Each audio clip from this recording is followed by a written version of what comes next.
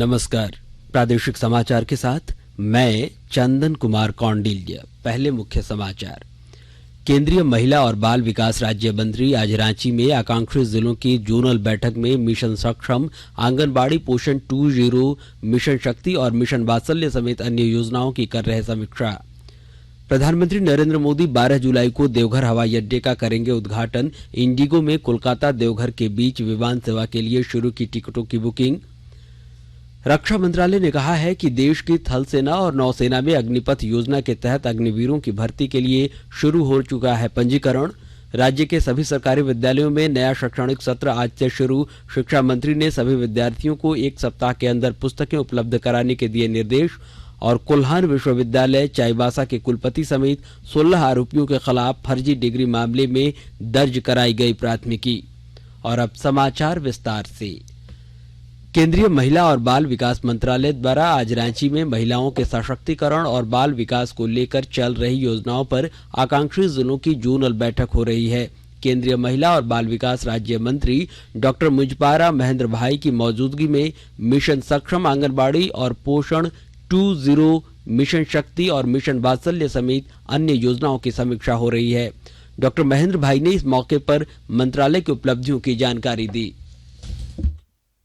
सबसे पहले तो हमारे जहाँ बच्ची हमारे यहाँ जन्म लेती है तब से हम स्टार्ट करते हैं बेटी बचाओ बेटी पढ़ाओ। उसके पार्ट में सबसे पहले तो सुकन्या समृद्धि योजना, जो अब तक पहले ये टाइप की योजना नहीं थी। तो जैसे हमारी बच्ची बर्थ लेगी उसके बाद उसके पेरेंट्स अपने आय के अनुसार जो कुछ इन्वेस्टमेंट करेंगे, उसको जब बच्ची बड़ी होगी तो उसको कंपेरेटिव दूसरी स्कीम से ज्यादा और सेफ रिटर्न मिले, इसलिए बहुत ही ये अच्छी योजना है अपनी है। वैसे ही उसमें हमारे बेटी बचाओ बेटी पढ़ाओ में जो सेक्स रेशियो जिसको बोलते हैं कि male child to comparative female child में क्या पोजीशन, तो उसमें भी हमने 29 अंकों की वृद्धि पाई है। स्कूलों में भी हमारी लड़कियां आज आगे बढ़ रही है।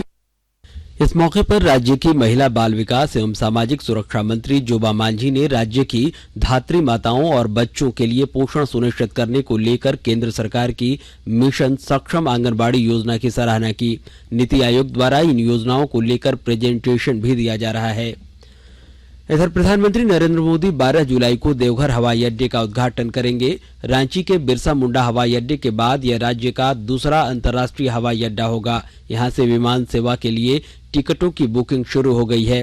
केंद्र सरकार की उड़ान योजना के तहत कोलकाता से देवघर के लिए इंडिगो का पहला विमान 12 जुलाई को 11:45 पर आएगा। यह विमान 76 सीटों का होगा और यात्रियों का किराया 3,760 रुपए से शुरू होगा। वर्तमान में इसकी उड़ान 28 सितंबर तक के लिए स्वीकृत की है। मुख्यमंत्री हेमंत सोरेन 5 जुलाई को राज्य की नई सोलर नीति लॉन्च करेंगे। इस नीति में निजी और सार्वजनिक क्षेत्र की भागीदारी से वर्ष 2027 तक 4,000 मेगावाट सौर ऊर्जा उत्पादन का लक्ष्य निर्धारित किया गया है। सौर ऊर्जा के क्षेत्र में निवेश को आकर्षित करने के लिए सब्सिडी समेत कई अन्य प्रावधान किए गए हैं। इसके अंतर्गत अपने घरों में 3 किलोवाट से 10 किलोवाट तक का सोलर प्लांट लगाने वाले लोगों को 60 से 80% तक सब्सिडी दी जाएगी। यह सब्सिडी 3 लाख रुपए तक की सालाना आय वालों को मिलेगा। आजीविका परियोजनाओं के लिए भी 3 किलोवाट तक के सोलर प्लांट लगाने पर 60%, कुसुम परियोजना के तहत कृषि उपकरणों के संचालन पर 30% और 3 किलोवाट से कम का सोलर प्लांट लगाने पर 40% सब्सिडी दी जाएगी। नई सोलर नीति के तहत सौर ऊर्जा से चलने वाले उपकरणों को बढ़ावा दिया जाएगा। वहीं सोलर प्लांट से उत्पादित बिजली खरीदने को सरकार प्राथमिकता देगी। मुख्यमंत्री हेमंत सोरेन की अध्यक्षता में यूनिफाइड कमांड की बैठक 12 जुलाई को होगी। केंद्र सरकार के निर्देश पर रांची में होने वाली इस बैठक में राज्य पुलिस, खुफिया, सीआरपीएफ और केंद्रीय एजेंसियों के वरीय पदाधिकारी शामिल होंगे। इस दौरान उग्रवादियों और उग्रवादी गतिविधियों के नियंत्रण को लेकर चलाए जा रहे अभियानों की समीक्षा की जाएगी। इससे पहले जून 2017 में यूनिफाइड कमांड की पहली बैठक हो चुकी है। राज्य में क्लिनिकल एस्टेब्लिशमेंट एक्ट के समीक्षा के लिए उच्च स्तरीय समिति का गठन किया जाएगा। स्वास्थ्य मंत्री बन्ना गुप्ता ने राष्ट्रीय चिकित्सक दिवस के मौके पर झारखंड मंत्रालय में आयोजित कार्यक्रम में कहा कि स्वास्थ्य विभाग के अपर मुख्य सचिव की अध्यक्षता में बनने वाली इस समिति में इंडियन मेडिकल एसोसिएशन के सदस्यों और विशेषज्ञ चिकित्सकों को शामिल किया जाएगा। इस समिति की रिपोर्ट पर सरकार निर्णय लेगी। इस मौके पर उन्होंने उत्कृष्ट सेवा के लिए रिम्स के निदेशक समेत कई चिकित्सकों को सम्मानित किया। इधर केंद्रीय गृह मंत्री अमित शाह ने कहा है कि सरकार प्रत्येक घर में बिजली और गैस कनेक्शन उपलब्ध कराने की योजना बना रही है। उन्होंने कल गांधीनगर में विभिन्न विकास परियोजनाओं का आरंभ करने के बाद ये बातें कही। श्री शाह ने कहा कि सरकार प्रधानमंत्री नरेंद्र मोदी के नेतृत्व में वर्ष 2024 तक हर एक गरीब परिवार को घर देने की भी योजना बना रही है।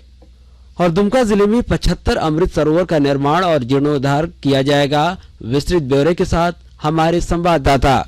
देश की आजादी की 75वीं वर्षगांठ पर भारत सरकार की ग्रामीण विकास मंत्रालय द्वारा दुमका जिले में 75 अमृत सरोवर यानी तालाबों का निर्माण और जीर्णोद्धार कराया जाएगा। इनमें से प्रत्येक अमृत सरोवर का आकार लगभग 1 एकड़ का होगा तथा इनकी क्षमता लगभग 10,000 घन मीटर जल संधारण की होगी। इस लक्ष्य के तहत दुमका जिले के सदर प्रखंड की रामपुर पंचायत की जरगा गांव में उपायुक्त रविशंकर शुक्ला ने झारखंड जल छाजन मिशन के तहत अमृत सरोवर निर्माण कार्य का शिलान्यास किया। मौके पर उपायुक्त ने ग्रामीणों के बीच सरकार की महत्वाकांक्षी योजनाओं की जानकारी साझा की तथा जागरूक होकर इन योजनाओं का लाभ लेने के लिए ग्रामीणों को प्रेरित किया।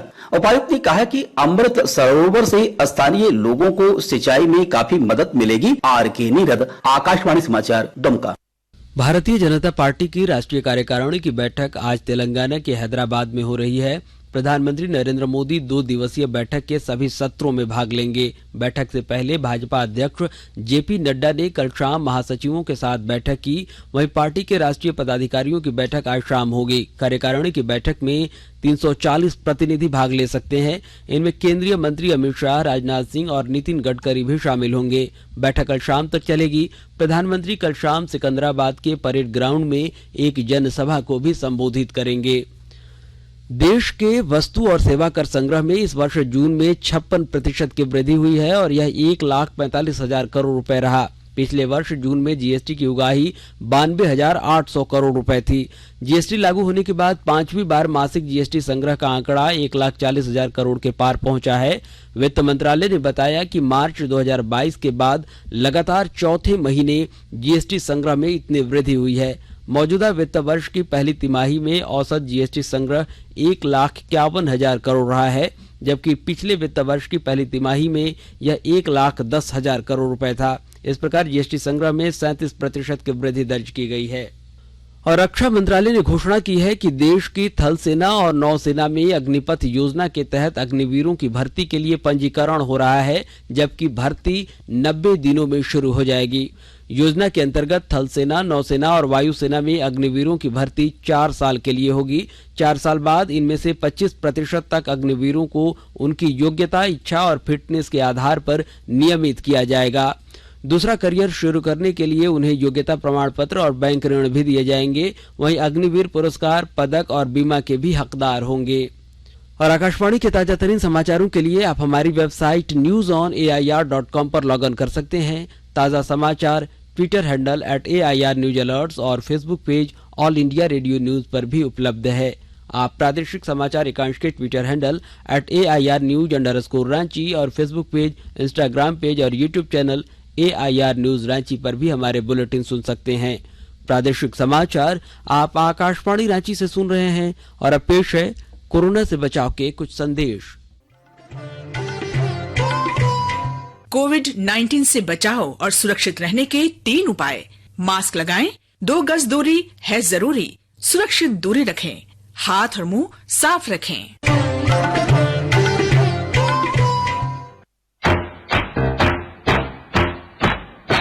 चलो मिलकर एक शुरुआत करें, चलो एक फैसला आज करें, मास्क नहीं तो टोकेंगे, कोरोना को रोकेंगे, चलो एक इरादा करते हैं, चलो कुछ वादा करते हैं, मास्क नहीं तो टोकेंगे, कोरोना को रोकेंगे। भारत सरकार द्वारा जनहित में जारी। प्रादेशिक समाचार में आपका एक बार फिर से स्वागत है। राज्य के सभी सरकारी विद्यालयों में नया शैक्षणिक सत्र आज से शुरू हो गया है। कक्षाएं सुबह 9 से अपराह्न 3 बजे तक चलेंगी। शिक्षा मंत्री जगन्नाथ महतो ने सभी विद्यार्थियों को एक सप्ताह के अंदर पाठ्य पुस्तकें उपलब्ध कराने का निर्देश सभी जिलों के जिला शिक्षा पदाधिकारी और जिला शिक्षा अधीक्षक को दिया है। आपको मालूम हो कि सरकारी विद्यालयों में नामांकित लगभग 45 लाख विद्यार्थियों में मात्र 7 लाख छात्र छात्राओं को ही अब तक पुस्तकें उपलब्ध कराई जा सकी हैं। उधर सीबीएसई आधारित विद्यालयों में कक्षा 9वीं और 11वीं में निबंधन की प्रक्रिया शुरू हो गई है। विद्यार्थी अपना निबंधन 30 सितंबर तक पूरा कर सकते हैं। कुल्हान विश्वविद्यालय चाईबासा के कुलपति प्रोफेसर गंगाधर पंडा समेत 16 आरोपियों के खिलाफ फर्जी डिग्री मामले में प्राथमिकी दर्ज कराई गई है। वाराणसी स्थित संपूर्णानंद संस्कृत विश्वविद्यालय के 1130 डिग्री के फर्जी होने की जांच कर रही एसआईटी ने यह प्राथमिकी दर्ज कराई है। इसमें प्रोफेसर पंडा पर डिग्रियों के सत्यापन में लापरवाही बरतने का आरोप है। आपको मालूम हो कि इन फर्जी डिग्रियों के आधार पर उत्तर प्रदेश में कई शिक्षकों की नियुक्ति हुई थी। झारखंड में राज्यसभा के लिए निर्विरोध निर्वाचित झारखंड मुक्ति मोर्चा की महुआ माझी और भारतीय जनता पार्टी के आदित्य साहू 8 जुलाई को शपथ लेंगे। इसके बाद ये दोनों राज्यसभा सांसद 18 जुलाई को होने वाले राष्ट्रपति चुनाव में हिस्सा ले सकेंगे। इधर मांडर विधानसभा उपचुनाव में निर्वाचित शिल्पी नेहा तिर्की 4 जुलाई को विधानसभा सदस्य की सदस्यता लेंगी। विधानसभा अध्यक्ष डॉक्टर रविंद्रनाथ महतो उन्हें शपथ दिलाएंगे। और जमशेदपुर के पार्वती घाट पर गैस आधारित शवदाह गृह का निर्माण किया जा रहा है। विस्तृत ब्यौरे के साथ हमारे संवाददाता। पूर्व से संचालित विद्युत शवदाह गृह के अलावा पार्वती घाट में गैस से संचालित फर्नेस का निर्माण कार्य चल रहा है। इसे इको फ्रेंडली सिस्टम भी कह सकते हैं। इस संबंध में पार्वती घाट समिति के सचिव दीपेंद्र कुमार भट्ट ने बताया कि इस सिस्टम को बनाने में करीब 60 लाख रुपए खर्च होंगे, जिसमें 30 लाख रुपए मशीनरी पर खर्च होंगे। गैस संचालित भवन में 2 फर्नेस का सेटअप तैयार किया जा रहा है। वर्तमान में एक गैस फर्नेस शुरू किया जाएगा। गैस फर्नेस से प्रदूषण कम होगा एवं बिजली भी बचेगी। राजेश कुमार लालदास, आकाशवाणी समाचार, जमशेदपुर। भारतीय स्टेट बैंक की स्थापना दिवस पर चाईबासा शाखा में आयोजित समारोह में जिले के शहीद होने वाले 2 पुलिस जवानों के आश्रितों को 5-5 लाख रुपए की सहायता राशि प्रदान की गई। इस मौके बैंक के द्वारा संजीवनी क्लिनिकल ऑन व्हील को रवाना किया गया। इस मोबाइल क्लिनिक के माध्यम से सुदूरवर्ती आदिवासी इलाकों में ग्रामीणों को चिकित्सा सुविधा मुहैया कराई जाएगी। उधर भारतीय स्टेट बैंक की सिमडेगा शाखा में इस अवसर पर बैंक कर्मियों ने पौधारोपण कर पर्यावरण स्वच्छ रखने का संकल्प लिया। इसके साथ बैंक के अधिकारियों ने सुदूरवर्ती इलाकों में पहुंचकर ग्रामीण विद्यार्थियों को बेहतर शिक्षा के लिए प्रेरित किया। भारतीय महिला क्रिकेट टीम ने 3 एकदिवसीय क्रिकेट मैचों की श्रृंखला के पहले मैच में कल मेजबान श्रीलंका को 4 विकेट से हरा दिया है। इस प्रकार भारत ने इस श्रृंखला में 1-0 की बढ़त हासिल कर ली है। भारत को जीत के लिए 172 रन की जरूरत थी, जो उसने 38 ओवर में बना लिए। भारत ने 6 विकेट खोकर 176 रन बनाए। कप्तान हरमनप्रीत कौर ने सर्वाधिक 44 रन बनाए। और अब संक्षिप्त खबरें।